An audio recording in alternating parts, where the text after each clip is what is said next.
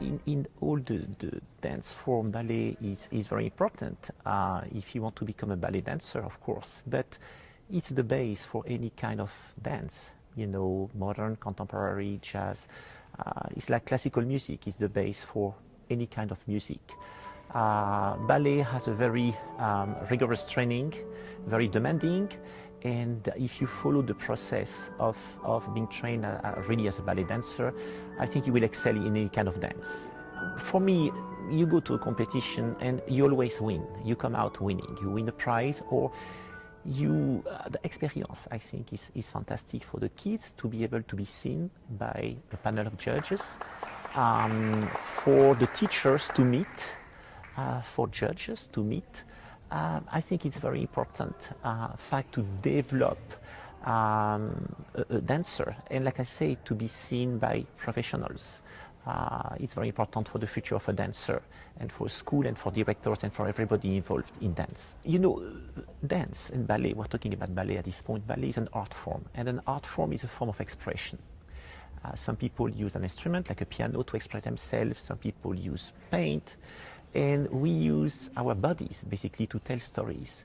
And it's very important to for us judges to see the technical aspect of the kids. Of course, we want to see them being able to dance technically, correctly, but the ability to perform. That means the expression, the passion, and the feelings. Those are the most important point for me as a judge. We want to make sure, of course, depending on the age, okay, if you judge 11 years old, 12 years old, and then you judge 17 and 18, there is a big gap in between. You know, when I judge kids that are 11, 12, 13, you know, I want to make sure that the work they produce is appropriate for the age. You don't want to see a 12 years old doing a very difficult solo that even an 18 years old will have difficulty interpreting. Then, I mean, those are the criteria. We want to see in the young kids the passion, the love for what they do. And for the older kids, you know, I'm always looking to see more, I mean, the technique, of course, but like I said before, the ability to perform. Because when you are going to enter the professional world and you become a professional dancer, you don't spend too much time in class. You spend a lot of time in stage, performing ballets. And when you're on stage, you need to have that presence. And you know, don't forget that in ballet, we cannot talk. We express, we tell story by expressing ourselves. Then those are the main criteria. The technique, and for me, is as important the artistry. The technique is everything. Okay, this is what you in anything in life, you know, the technique of painting, the technique of, you know, music. You learn basically the ABC of ballet. Those are for me the most important things. Basically, the 3-4 first years of ballet are everything. This is where you learn the basics and the foundation of ballet. And as you grow, you know, you start as a teacher to try to help them develop their ability to perform, the ability to express themselves, which is very important. But then that will be really pushed a little bit more when they get a little bit older, because when they are very young, you really want to concentrate on the basics, because again, it's like the foundation of a house. If you have the right foundation, your house will withstand storms. And ballet is about the same. You know, at a young age, the student will spend a lot of time, like I say, learning the technique in class, learning the ABC of ballet. But the performing, you know, you can help them trying to understand. But there is nothing better than to be on stage, like you say, the stage experience. And one of the reasons the competitions are so wonderful, those kids work with their teachers and their coach for months before the competition. And suddenly this is time to go on stage. And that experience is fantastic, because what you want to make sure is that the kid later on in life, when he becomes a professional, doesn't lose his ability to perform because he's scared or she's scared to be on stage. Right? The stage at some point had to be like your second house. You have to enter the stage with the confidence and everything, and that comes absolutely with experience. Then, even if for me at a young age training is the priority, the kids need at some point to have some stage experience. When you start ballet, most of the time, for me personally, it was a very different story. My dad was a principal dancer.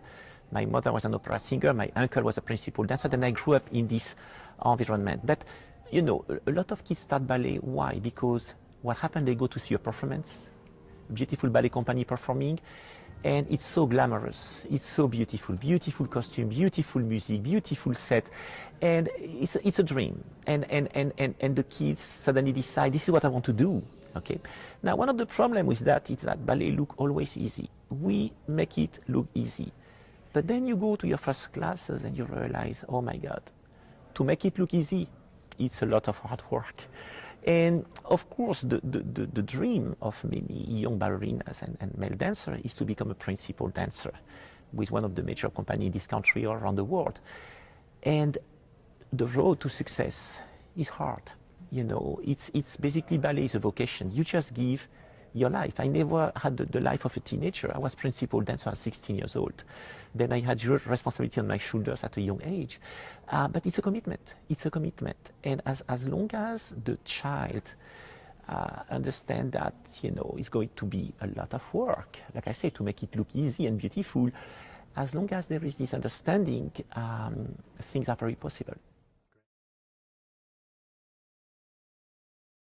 It's very interesting. Like I say, my dad was a principal dancer and then became artistic director of the Nice Opera House in France. And because he knew how hard he was, basically they never brought me to the theater to see performances. Not for me to have a taste of what it is. And what happened, you know, I used to go to school in the morning for my academics, and I fell in love. I was 10 years old with this beautiful young lady. And I just found out that she was taking ballet class with my dad. And to be able to see her more often, I started ballet. Now, she quit, and I kept going. Look where I am now. And like I say, I had huge responsibility very young. At 16 years old, I was principal dancer, actually traveling to Japan at 16 years old, performing in many cities in Japan with some dancers from the Paris Opera. And from that point on, I never stopped traveling the world. From Japan, China, USA, Syria, many countries in the world where I went to dance. And I had the privilege to work with Rudolf Nureyev for 5 years. He was basically a mentor for me. And I worked very hard, like I said, no regrets. And, you know, I have been blessed to have so many opportunities to dance on some of the most prestigious stage, especially the Covent Garden in London. I had the privilege to replace Rudolf Nureyev for an opening night gala there, the Covent Garden, which is a temple of ballet. But I had a wonderful career, but I worked very hard for it. I think what is very special for me always, I judge in many competitions, it's when someone like Connie decided to create an event to promote this beautiful art form. Now, is it easy? Absolutely not. It's a lot of work. It's the same thing, a lot of dedication. You have to have the passion for what you do. You want to have that love to help those new generation of kids by doing the competition. And like I mentioned yesterday on stage, I did a little speech, people need to be appreciative of the hard work it is.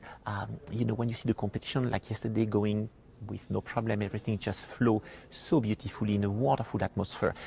It's almost like ballet. It looks easy, but it's a lot of work involved. And I really praise Connie and Rafi for accomplishing their dream. And I want to thank them for promoting this beautiful ballet art form that we all love.